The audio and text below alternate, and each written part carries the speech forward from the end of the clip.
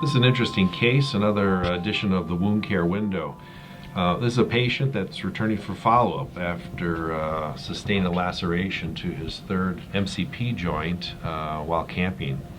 And it was initially repaired in the emergency department. Some subcutaneous sutures were placed, and superficial closure was accomplished. The wound fell apart, it dehisced, and we've had trouble with the wound based on recurrent granulation tissue. So this is what he's left with. He's had some debridement of the granulation tissue.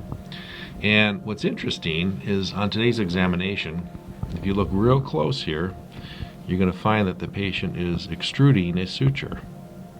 There it is right there. So what we're seeing here is a foreign body reaction and failure of the wound to close because of a foreign body reaction. I'm going to take the suture out. You can see that there. That's a retained subcutaneous suture.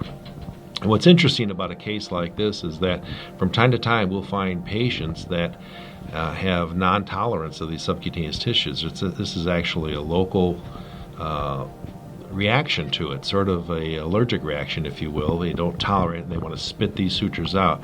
We see it from time to time, fairly often in the surgical realm, not so often in the wound care realm, but nonetheless something you should be concerned about if you have a patient that has a non-healing wound, especially one that presents with hypergranulation.